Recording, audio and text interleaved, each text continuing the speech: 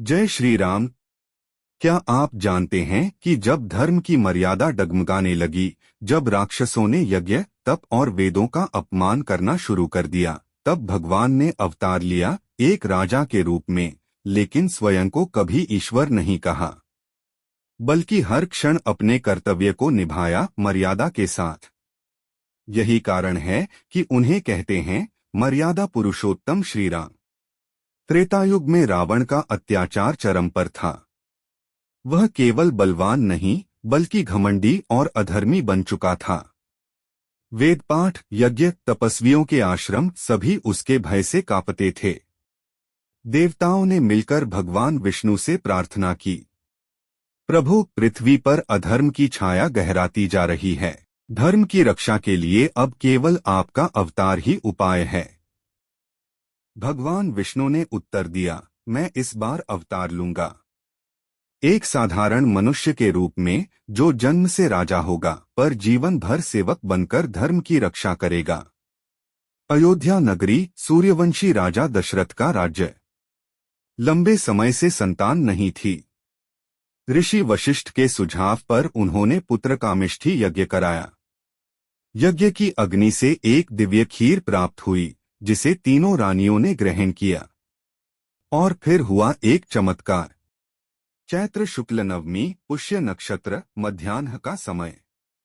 अयोध्या में दिव्यता उतर आई।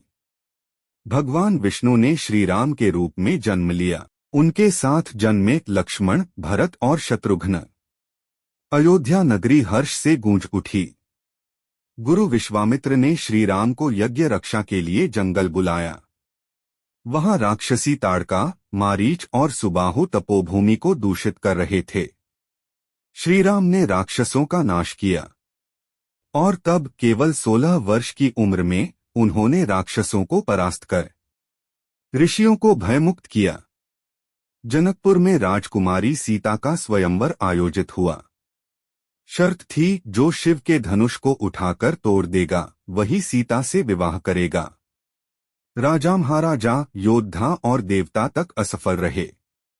तब श्री राम ने गुरु की आज्ञा से धनुष उठाया, और जैसे ही उन्होंने उसे खींचा, धनुष टूट गया। पूरे सभागार में स्तब्धता छा गई। जनक बोले, अब मैं सीता का हाथ केवल श्री राम को ही दूंगा। राम और सीता का विवाह हुआ। धरती और धर्म का मिलन। राजतिलक की पूर्व संध्या। मातृ वचन के पालन हेतु श्री राम 14 वर्षों के वनवास पर चले गए। उनके साथ सीता और लक्ष्मण भी गए। वन में रावण ने सीता का हरण किया। राम ने हनुमान, सुग्रीव, विभीषण जैसे धर्मपथी साथियों के साथ लंका पर चढ़ाई की। अंततः रावण का अंत हुआ और धर्म की पुनः स्थापना हुई। श्री राम भगवान होकर भी मनुष्य की तरह जिए।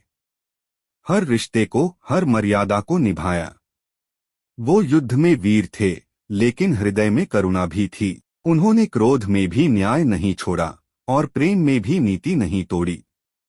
इसीलिए उन्हें कहा जाता है मर्यादा पुरुषोत्तम। अगर श्री राम की यह कथा आपके हृदय को स्पर्श कर गई हो, तो कृपया हमारे चैनल को सब्सक्राइब करें, वीडियो को लाइक करें और कमेंट में लिखें, जय श्री राम। आपका समर्थन ही हमें और दिव्य कथाएं लाने की प्रेरणा देता है। जय श्री राम। जय श्री हरि।